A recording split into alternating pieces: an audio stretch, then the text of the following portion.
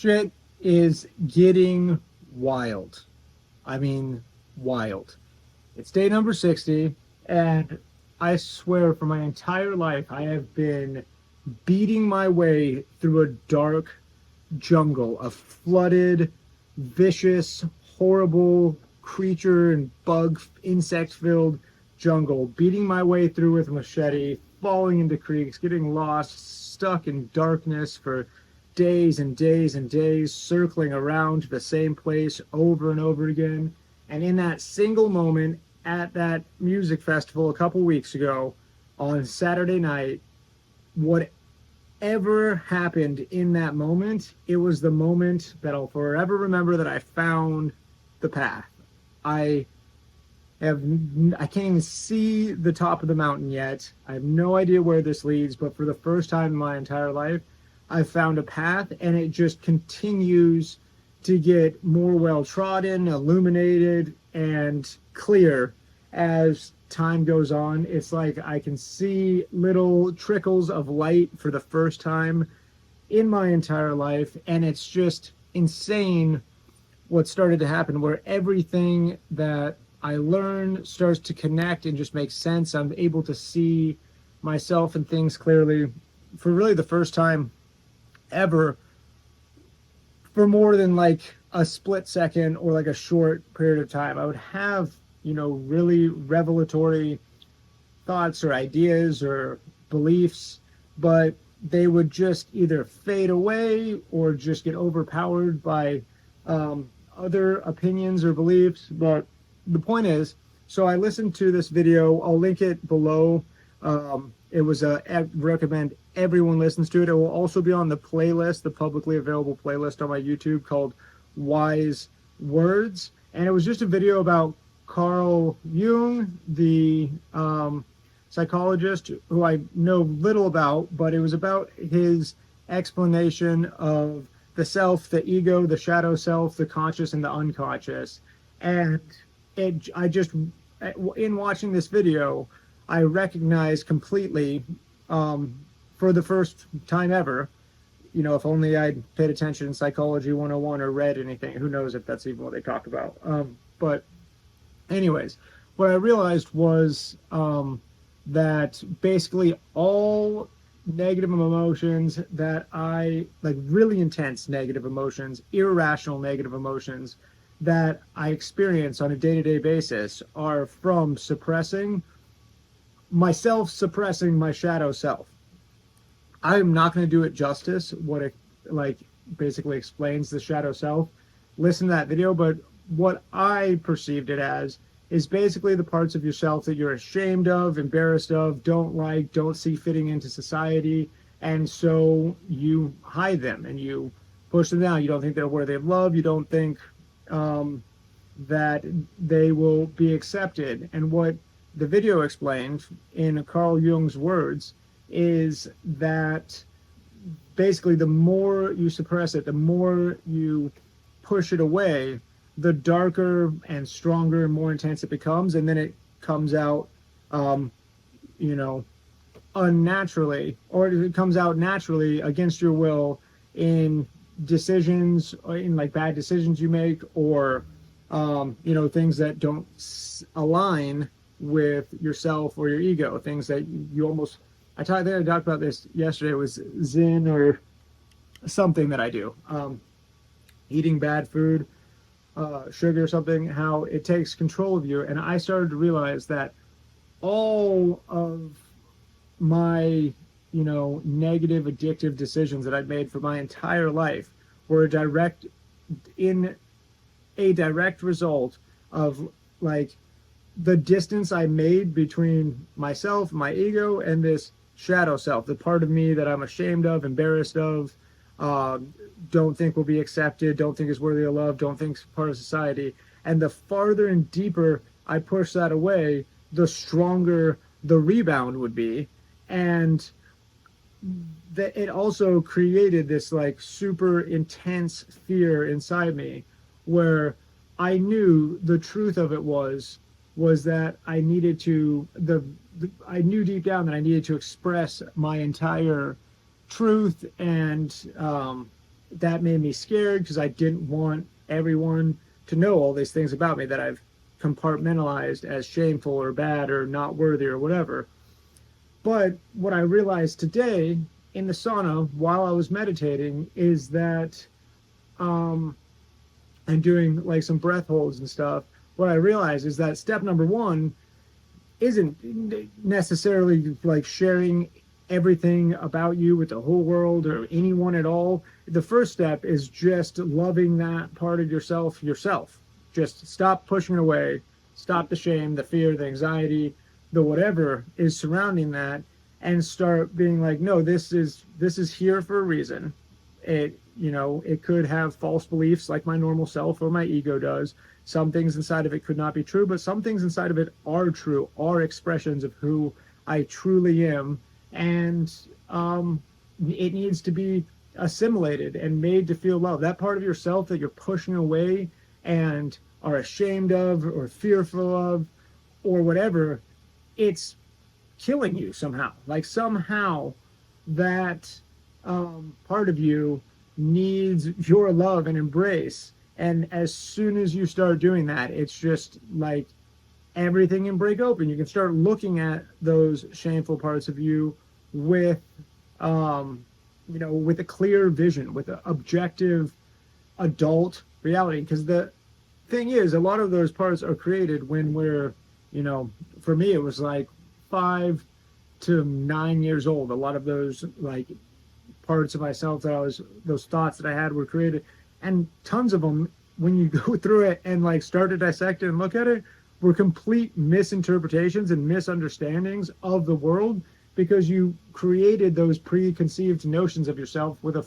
fucking 6-year-old brain that doesn't actually understand how other people think. And it just understand, like for me at least, I understood things in very black and white. Someone told me something was bad or evil or something, and it was just a black and white thing that I didn't understand, that there was gray zones, that there was intention behind things, that people just make mistakes, and that it doesn't make you evil forever. You're not just labeled, you don't just do one bad thing and you're just automatically, minor bad thing. I mean, there's some things you could do that, we might label you evil forever as, but in reality, that's not even true. Everyone is, you might be labeled that way, you might label yourself that way, but to be honest, everything is in flux, everything is motion. People can change completely. It's just incredibly difficult.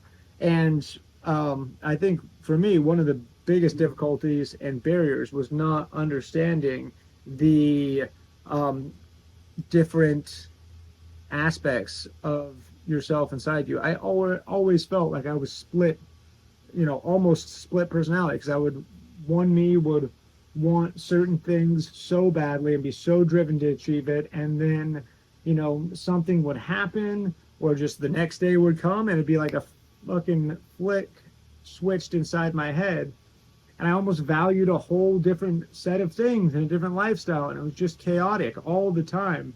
And I really do think it was mostly due to the kind of suppression of different aspects of myself, my shadow self, and my ego, and especially suppressing them in different environments and around different people, so that I would be accepted in different groups. And because I didn't fit in anywhere in society. That was the problem. There was nothing felt right. Everyone who didn't just want to be outside hunting, playing, fucking around, building shit, like doing fun stuff, anything other than doing that at any moment. Anyone, wanting to play video games, wanting to, even go to the movies or go out to dinner, or basically anything that wasn't just wild playing, felt insane to me. I felt like, what the fuck am I doing here? Why are we doing this? Work, school, everything felt weird. So I just turned to Plato. I just adapted and allowed whatever part of myself had to be suppressed at that time, just suppress it and get on with it because I felt like I was living in fucking Crazyville no matter what. And that just created this incredible conflict between my unconscious, my conscious, my shelf, my shadow self, my ego. Everything's just a fucking whirlwind battling each other inside, yourself. And what really needs to happen is you just need to accept that they're all there, the good, the bad, the ugly, and you got to assimilate that and you got to show love. I'm telling you, if, maybe everyone, it's probably not a universal thing, but if there is parts of yourself that you're ashamed of, that you're repressing, that you're hiding from, just take a minute and accept it. Whatever it is you're ashamed of, or thoughts that you fight against, that you think you shouldn't have, or bad, or shameful, or cause guilt, or whatever, just, maybe those things aren't pulling you towards something dark and evil and terrible. Maybe they're pushing you towards light. Maybe they're pushing you towards something beautiful.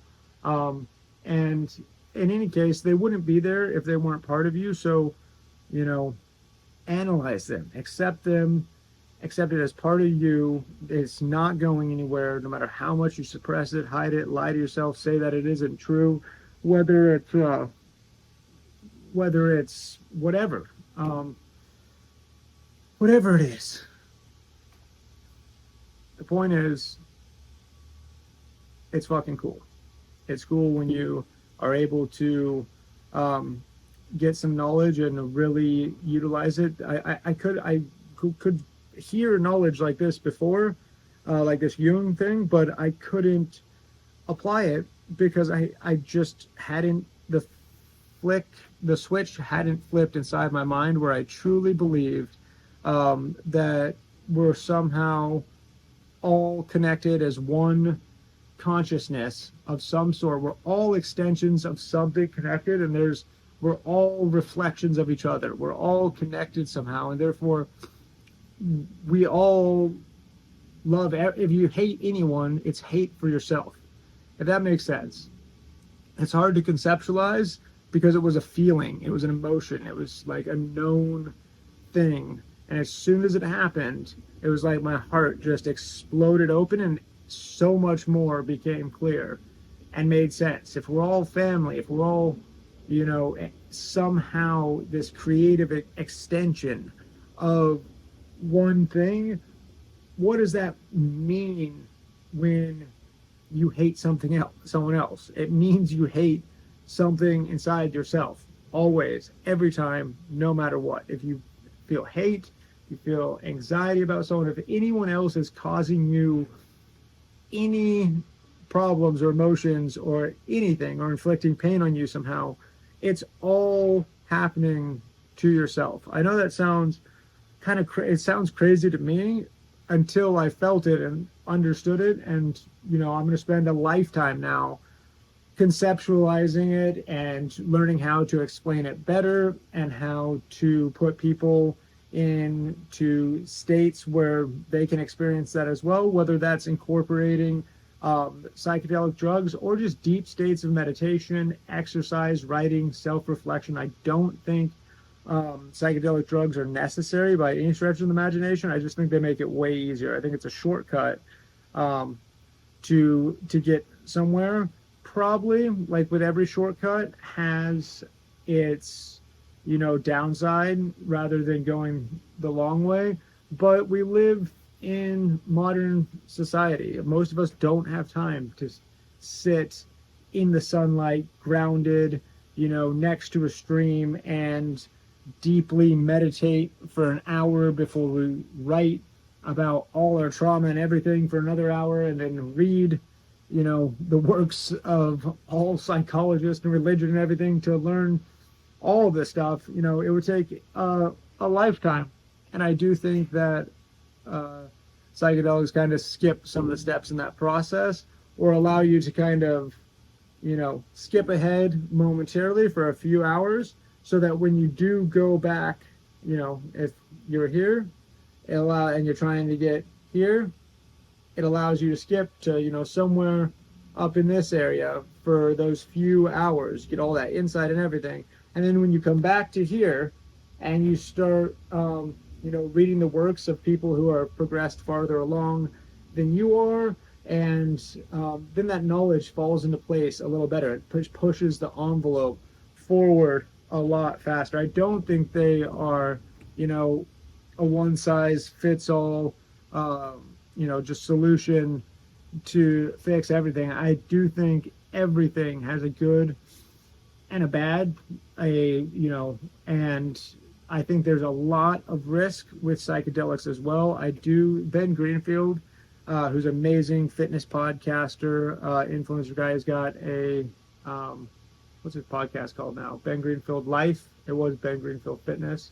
I don't know how I don't just know it instantly. I've listened to like every episode he's ever released. Not so much anymore, but maybe prior to like last year, I think nearly every episode he's ever put out. But he was big into psychedelics and like using psychedelics, in positive spiritual and mental and emotional ways. But he became skeptical that they might, because he's extremely Christian, religious, skeptical that they might open you up to negative or like demonic entities.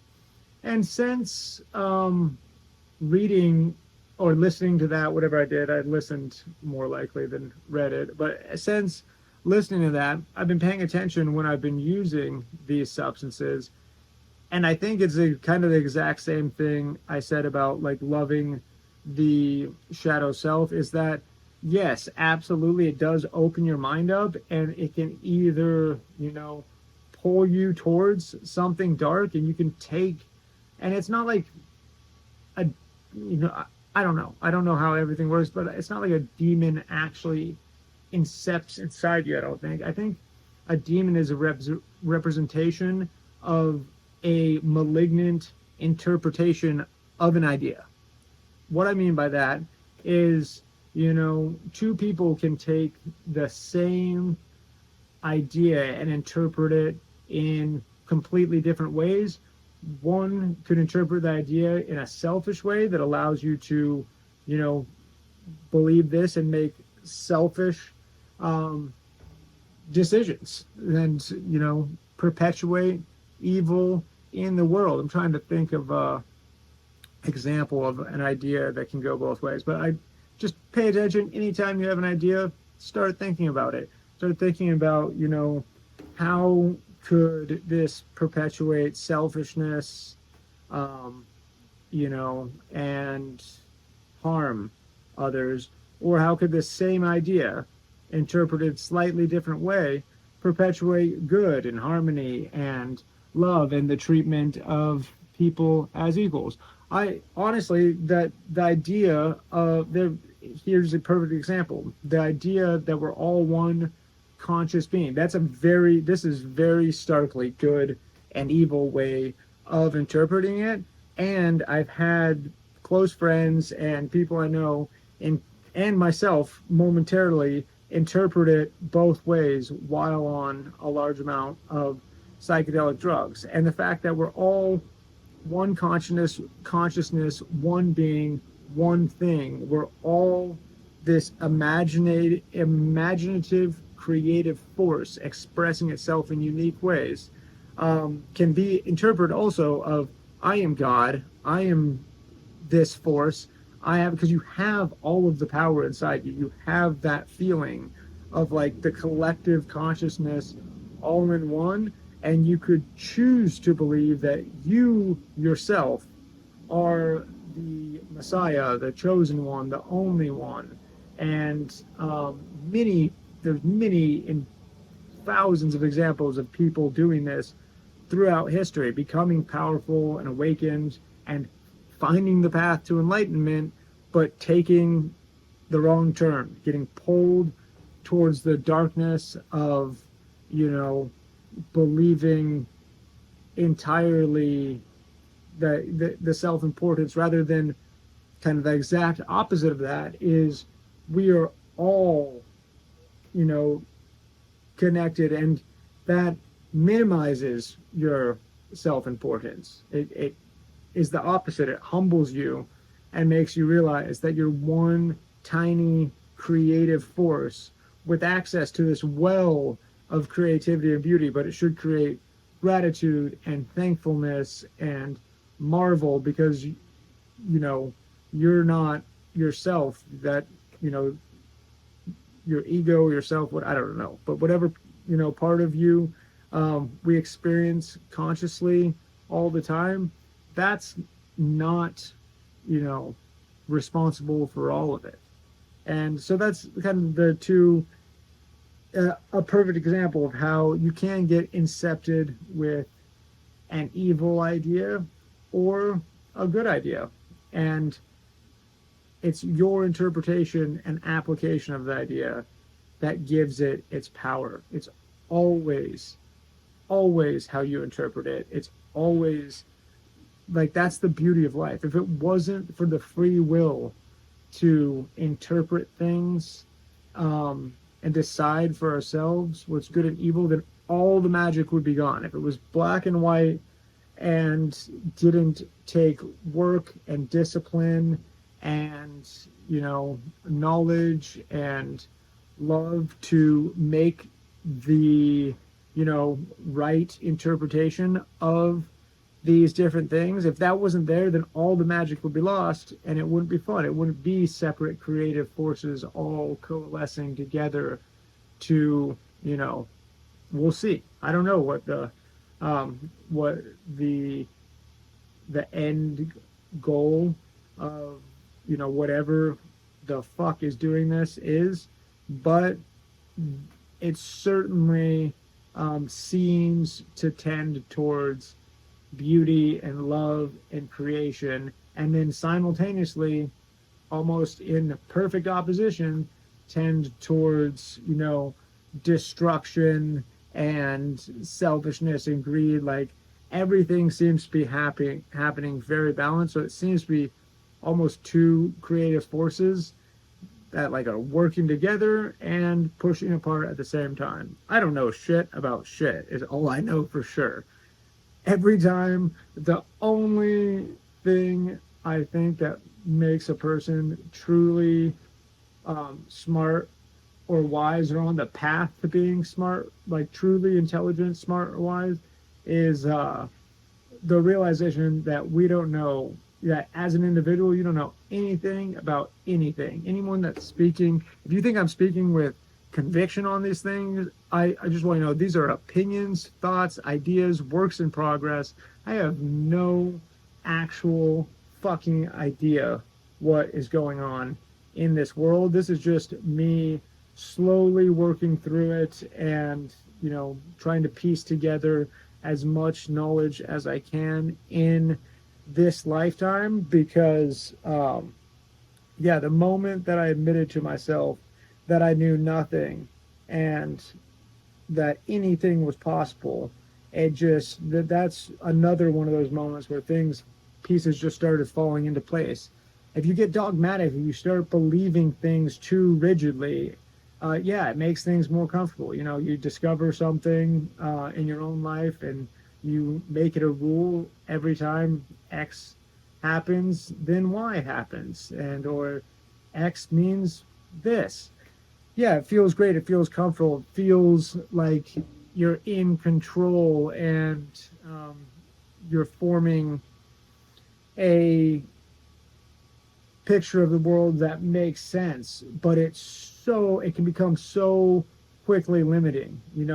Make a rule about that you believe about the world, but always keep it as a hypothesis. As I said, make a rule, but just make hypotheses about the world. Throw them out there and test them and test them and test them over and over and over again. And even if they're proven true 1,000 times, if a new piece of information comes in that, contests your previous hypothesis, test it again. Don't just be like, I've tested 1,000 times already. Therefore, this one thing could not possibly be true. Test it again. You never know. I can continually be shocked how often beliefs that I have beliefs like the sky is blue, things that I actually believe to be true, infallible. You can't unbelieve a belief. Like no, I can't. I think it was Chris Williamson was talking about this. How you couldn't possibly convince someone that the sky isn't blue. You couldn't convince me of that, and so that's a belief. And I've had beliefs just completely shattered, destroyed. The sky is still blue. I haven't gone insane yet, but things that almost made me feel insane when I realized that they were just, completely different. It's just like, if you couldn't tell anyone, in whatever year, 1421, I have no idea when the fuck they stopped believing the earth was round, or flat, but you couldn't tell anyone that the earth was round. That would be insane. Till it's not. Beliefs can be shattered, and I think we know a hell of a lot more than we do. But that's it.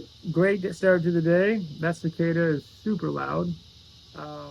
Wow. Incredible cacophony of noise that little bastard is making.